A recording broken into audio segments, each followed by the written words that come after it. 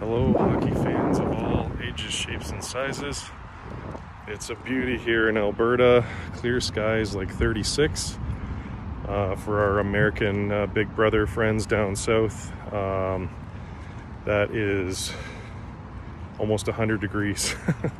So she's a hot one.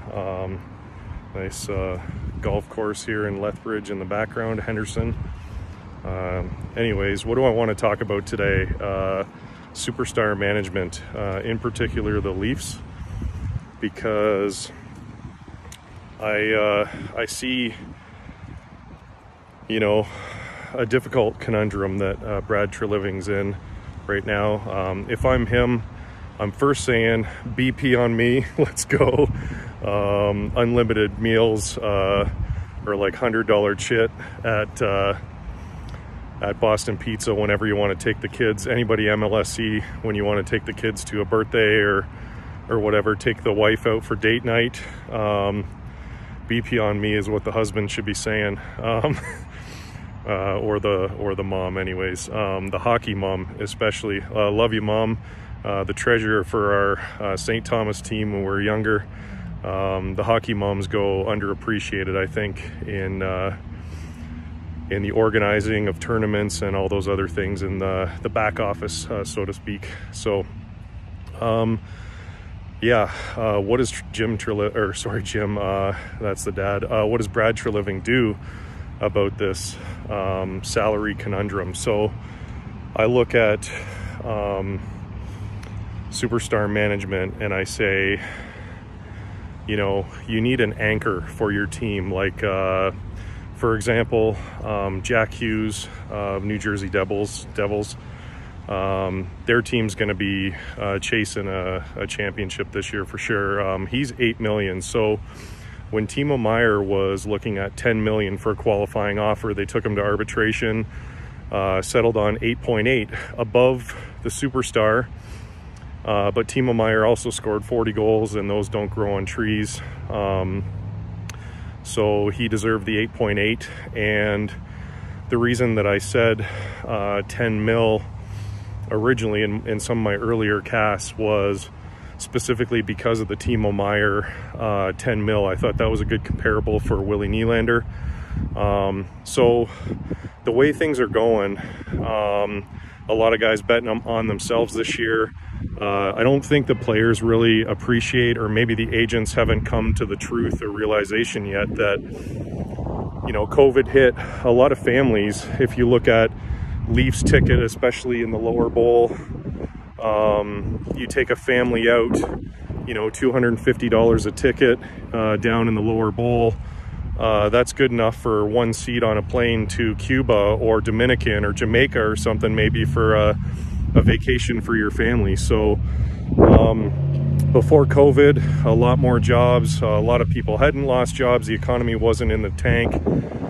So maybe that wasn't such a big deal. But, some of these players, there's not a whole lot of demand. A lot of teams just giving guys away. I hope Greer doesn't give away Carlson. I know there's speculation he said he wants a trade. I don't know. I hope he reports to camp and plays. I've said many times that contract strategically is higher, which is good, but I wouldn't want to see the Sharks eat $4 million or something silly like that, and maybe like $1.5 million. You got a guy like Austin Matthews, who I look at as the anchor for this whole discussion around the team and the dominoes and things like that. And I've talked previously about kicking the can down the road, and you want an anchor as in, a leash to keep the big dog on the leash, right?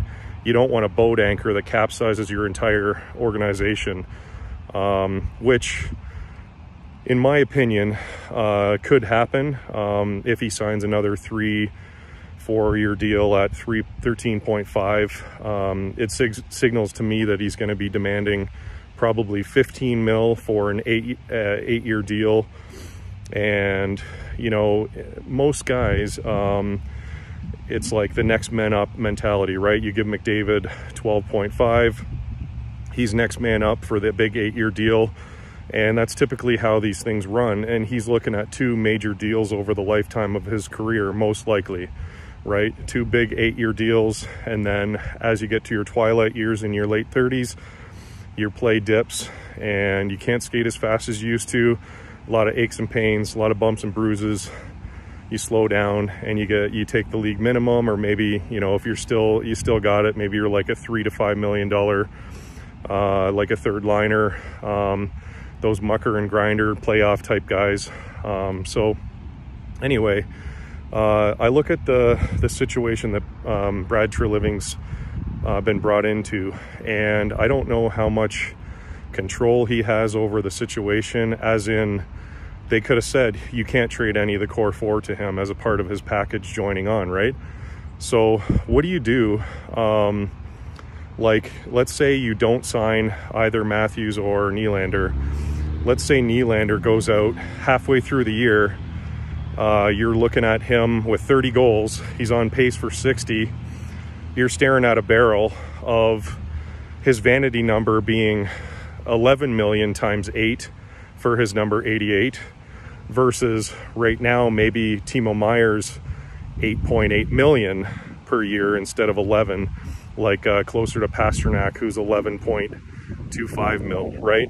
So what do you do with him? I guess Willie's, to me, is the kind of guy who's so smooth and calm. He'll rise to the occasion. He always does in the playoffs. So you're going to be staring at a barrel for sure. If this guy plays and bets on himself, I almost guarantee he'll have 30 goals by midseason. The way that he's dynamite when there's pressure on, and those kind of players don't grow on trees. So everything kind of, a lot of it has been made of the order of the contract of Nylander and Matthews, like who's going to get the bigger deal or whatever. If I'm Brad Treliving right now, I say, okay, there's all these guys taking lifestyle deals. Some of these older guys from a mentoring role are taking $4 million in Chicago. Maybe nobody would want to play there otherwise. I don't know. Bedard is pretty exciting. These guys will be mentors for him, teach him how to be a good pro. And, you know, Nashville, like for O'Reilly and Shen, to take these lifestyle deals. To play in Nashville instead of Toronto, right? And, you know, if Willie's banking on himself and he's playing well, you're staring at another eight-digit deal, you know, 10 million or higher, right?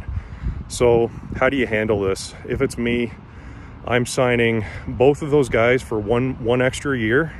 I don't even know if this is possible or if their agents would completely balk at it, but let's just say hypothetically, Willie gets 8.8 for 1 more year beyond his 1 year. So he's got two years to UFA. Austin Matthews, 12.7 till 2 years UFA. Guess who else is 2 years till UFA? John Tavares, Mitch Marner. And, you know, these guys like Domi and Bertuzzi signed to 1 year deals. You know, maybe you re-up them for 1 more year and the complete complexion of the team changes 2 years down. You've basically kicked the can down the road. By that time, if the team hasn't won, which it very well may, I have them as one of my top teams. And I wanted to talk about power play too, specifically on this, is I think power play is underrated, or sorry, how do I say this? Power play is overrated in the regular season and underrated in the playoffs. And I look at those top power play teams that are top in the league, like the Leafs, the Oilers. To me, those, and I watched San Jose's historic cup run against Pittsburgh Penguins. They did lose in the final, and I found that their power play dried up during the final, which is kind of interesting because five on five goals come at a premium in that case when you're in the regular season, or especially in the playoffs, right? When the ice is smaller, a lot of hits going on, defense are playing tighter, blocking more shots, etc. So I want to say that power play is very, very underrated in the playoffs. And I think the teams that go all the way, if you look at how Florida's power play dried up late in their run last year, you can use that as a comparable, right? And I don't even know how they were in the regular season, but like I talk about anchoring salaries, Austin's going to lead the way. And if he signed for 12.7 times 8, literally the guy's a 100 millionaire. I don't know why he won't do it. You know, if you're worth 13.5 or 14 or whatever, that's an ELC or some, you know, 5th or 6th defenseman, right? The Sharks have signed Matt Benning to a 1.2 to 1.4, I think. They just signed Kyle Burrows for, I believe, another 1.1 to 1.2 or something like that. And I look at these depth D-men that are NHLers, proven, and if you can sign them to like 3-4 year deals at, you know, around above the ELC, Austin Matthews being greedy for another, you know, extra mill and a half, maybe even 800,000, that's an ELC that you can sign a guy like another Matthew Nyes or somebody coming up. And basically the Leafs have a window right now of a couple years. They don't win, and I think they have a very good chance of winning. So they don't win, this team is going to look so different in a couple years. And you know, it happens to the best of them, like Jumbo and Patty and Pavs and all those guys, right? They had their runs, they built a lot of guys around them, and now they're in a rebuilding mode. And that happened to the Devils, that happened to the Edmonton Oilers before they got McDavid, right? And look at this, is like 6-7 years later. And I look at that team too from a power play standpoint, just to touch on that. Draisaitl, I believe, had 32 power play goals out of 52 last year, right? So he's an absolute machine on the power play. And you look at his production and you say, well, you know, does he make that kind of production without McDavid? I don't know, right? Does Marner or does Matthews score as much without a playmaker like Marner on his wing? I don't know, right? The guy's obviously probably the most skilled, Matthews being the most skilled Leaf they've had ever. I'd say there's some bits to be desired character-wise. He's a bit quiet. You know, I look at like Dougie Gilmour and Joe Nieuwendyk and, you know, Ty Domi and some of these legends of the Leafs, even back to like Dave Keon and, you know, some of these other guys back in the day, they were like character guys, right? So I don't really see Austin Matthews. Maybe that's the Southern charm, or he's like the chill California attitude, which is cool too, right? It's a new era. A lot of these coaches that are barking at players and yelling and, you know, they're the snot or whatever. They're kind of hitting the bricks, as they say.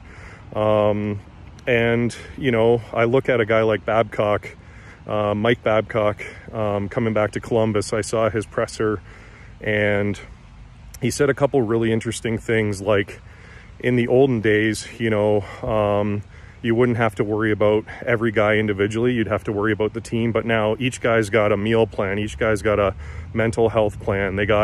Each guy's got a personal trainer. And they talk about the Leafs being the best in the league at some of these things and the services and training and stuff around each guy. And just lastly, I wanted to say a shout out to my Uncle D. What's up, man? Thanks for checking up on me yesterday and checking out my IG for my trip and stuff. My uncle Darren signed a contract for the Hartford Whalers, and he suggested to me that if I wanted to work for an NHL team someday, which would be an absolute dream for me, to maybe start in the juniors or in the AHL or something. So I'll shout out to Tech CU Arena and the Barracuda. There's obviously a big shake-up there happening with a bunch of guys leaving. I don't know what the heck's going on there. Maybe I'll dive into that in a future one, but maybe I try to go for the Barracuda or something if they'd hire a good wholesome Canadian from your northern neighbor, little brother, little sister, whatever you want to call us in Canada. Or maybe I'll look at Kelowna Rockets or Kamloops Blazers or something like that as a potential on a path to get to the Flames or the Oilers or, you know, something like that. So thanks, Uncle D, for the advice. and checking up on me and checking out the trip photos. Gorgeous day here in Alberta, so we're gonna enjoy, and I think that's it for this one. So Austin Matthews, if you're listening, I doubt it. I'm pretty small right now. Hopefully I get more of an audience eventually, but if you sign for 12.7 times 8, you're a freaking hero to all the fans. You're a 100 millionaire. I don't know why you don't just pull the trigger and do it. You're the next man up, and to fight over, you know, ELC worth or like a depth defenseman extra money just to, you know, prove something to yourself or whatever, vanity. I don't know what's going on there, but the same goes to Willie. I think if Matthew signs for 12.7, I think Willie should sign for 8.8, like the Timo Meier deal. And you always got to look at your superstars as your anchor contracts, right? So Timo Meier signed even slightly above Jack Hughes. So when you have the biggest salary, you're often or the biggest contract or whatever, you're often the most visible, most scrutinized. And just one other shout out to Jordan Peterson. It's like, stay in the herd, you know. That's why zebras have stripes. They don't camouflage against trees, they camouflage against themselves. So they look like a big, huge mass. And if you break away from the herd, if you make that big bag, then you're taking all the scrutiny from the media, your teammates, everybody. So think about that when you're going for like an 8-year deal or something. Just like, even if you'll be the highest paid player in the NHL, which would be somewhat justified, even though you got 40 goals, the same as Willie, I think people would come around and say, this is a good deal, you know. And it's maybe a little heavy right now, but later it's going to look like a gem. And just like Willie's looked like a gem the last couple of years as he's produced. So I think that's what you want to do as a player. Get every dollar you're worth. And, you know, maybe it looks rough at the start, but in the long term it looks like a steal. So I think these guys make a ton of money. And you know, Draisaitl too, is in a couple of years he's going to be up for probably 11 mil, 11.25 like Pasta. So for like an 8-year deal. So we'll see. Anyways, that's it for today. Enjoy the beautiful weather. Cheers.